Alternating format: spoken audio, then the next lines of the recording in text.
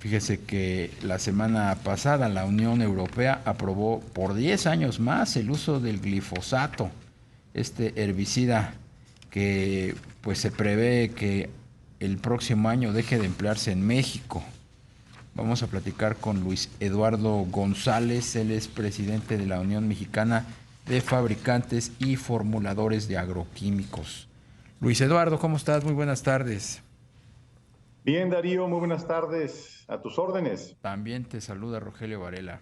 Saludos, Luis. Rogelio, buenas tardes. Luis, ¿cuáles fueron pues los aspectos que ponderó la Unión Europea para determinar la aprobación por una década más en el uso del glifosato?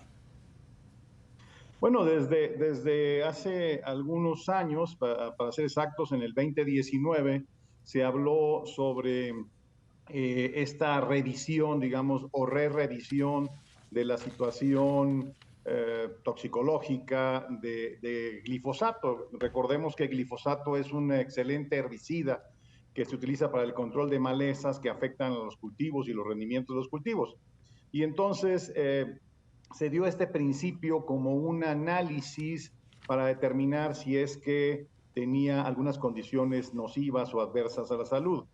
El día 16 de noviembre pasado, hace unos 10 días, realmente se empezó a discutir en Europa, se empezó a discutir sobre el re-registro por al menos 10 años más de esta molécula, de este producto herbicida.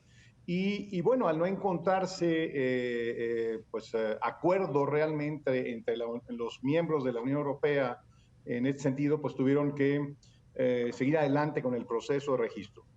Esto es 10 años más del uso permitido del herbicida glifosato, que ha sido tan señalado porque además ha sido una herramienta muy importante para los agricultores en todo el mundo.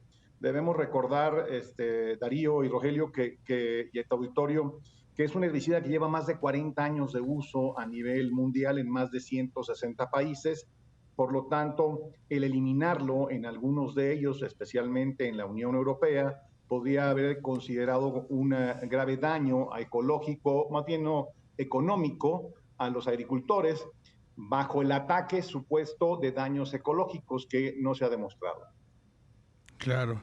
Luis, y a partir de este pronunciamiento de la Unión Europea, ¿tú ves que en otras latitudes, incluido México, el tema se vuelva a revalorar? Bueno, yo creo que aquí tienen otros datos, ¿no? En realidad, no han podido las autoridades que fueron señaladas para tal fin, en este caso el CONACYT, en la investigación con respecto a alternativas en el uso de glifosato u otros productos, no han podido encontrar nada, no han podido encontrar algo que sustituya. Sabemos de empresas en México, empresas de la industria de protección de cultivo, que sí están trabajando técnicamente para buscar alternativas, pero esto solo va a funcionar una vez que hayan sido registradas estas sustancias, para lo cual apelamos también a la COFEPRIS, que asegure los procesos de tal manera que permita tener alternativas al uso de glifosato. Mientras tanto, este caso en Europa que ha sido tan señalado, lo esperaban algunos ambientalistas o pseudoambientalistas o ideólogos en México como una señal divina en el caso de que fuera prohibido y entonces sí afirmar lo que habían dicho en México. Bueno, pues no sucedió así. El 16 de noviembre se dictamina que son 10 años más del uso permitido de glifosato en Europa. Y hay una cosa muy importante, Rogelio y Darío, es que no se trata de la obligación del uso de glifosato. Se trata de la no prohibición, que sería un tema distinto. Es decir, los agricultores tienen alternativas, que las tomen, pero esto no debe ser obligatorio, el eliminar algo que no ha sido demostrado fehacientemente en el sentido de los efectos que puede tener. Y hay una cosa muy importante que sucedió en Europa, que es después de esto, las autoridades dijeron, bueno, vamos a una cosa, vamos a obligar a que se use el equipo de protección. Correcto, muy bien. Vamos a medir el número de aplicaciones de glifosato, vamos a buscar medir los límites máximos de residuos y vamos a buscar también la seguridad de los usuarios en general, lo cual es muy bueno porque es una ley que habla sobre el uso adecuado y no la prohibición simplemente como lo quieren hacer en México.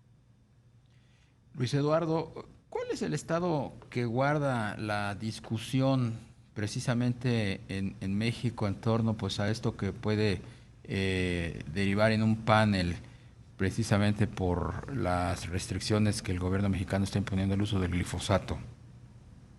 Bueno, como lo hemos visto, la producción de maíz no ha sido la mejor en este año y vamos en problemas en decadencia. La sequía primero, después huracanes, etcétera, han afectado seriamente a la producción y nos vamos a ver en la necesidad de seguir importando maíz hoy más que nunca. Esperamos terminar este año arriba de las 22 millones de toneladas y el próximo año arriba de 24 millones de toneladas si bien nos va. Todo esto también está haciendo una presión muy fuerte en el panel con los norteamericanos.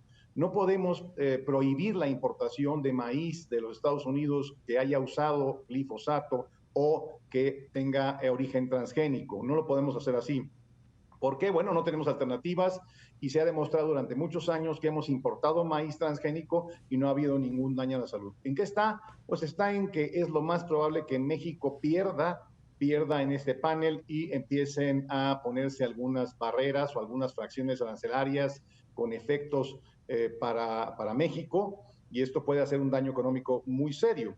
Todavía nos quedan unos meses más para una decisión, pero la situación no está fácil. Estados Unidos ha demostrado fehacientemente que no hay daño a la salud. México no ha demostrado lo que ha dicho, que hay daño a la salud o probable daño a la salud.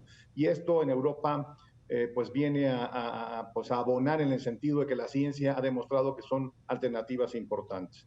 Vienen problemas serios para México. La prohibición del uso de glifosato inicia a partir del día último de marzo del 2024. Los agricultores están nerviosos, los costos son muy altos y si no hay una alternativa viable económica, el daño también va a ser para los productores y finalmente para las amas de casa, los consumidores. Claro. En ese contexto, Luis, por lo que nos mencionas, sí se esperaría una caída en los cultivos a partir, pues, después de marzo, digamos, el siguiente ciclo agrícola. Pues, a ver, no es que se caigan los cultivos, es que los costos de producción pueden ser muy altos y esto bajaría o rentabilidad o incosteabilidad de la producción. Por un lado. Por otro lado, el agricultor va a tener que buscar otras alternativas. Las puede encontrar, pero no son tan eficientes como en el caso del glifosato. Por lo tanto, es viable que desistan del uso de glifosato, pero también desistan de producir algunos cultivos que han sido importantes. El agricultor no va a usar maquinaria porque es muy caro. El uso de maquinaria agrícola afecta también en temas ambientales, en la generación de efectos adversos al ambiente, en el caso del CO2, etcétera, etcétera, el carbono, una serie de elementos importantes. Es que veremos que el costo para el agricultor en el 2024 puede elevarse hasta el 30% en algunos cultivos y esto lo va a sacar de la jugada. El gobierno mexicano había dicho que buscaría introducir una especie de sustitución del glifosato. ¿Se ha avanzado en eso? ¿Y cuál pudiera ser la alternativa para este herbicida? Pues mira, Darío, lo han dicho, pero no lo han demostrado.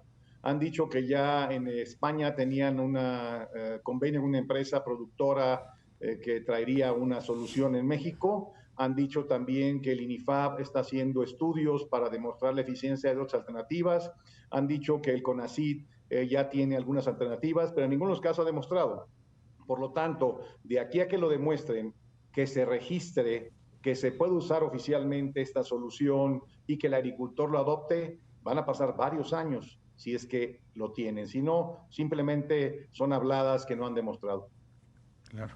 Luis, ¿y qué porcentaje de los productores del campo mexicano, supongo los más grandes, utilizan el glifosato?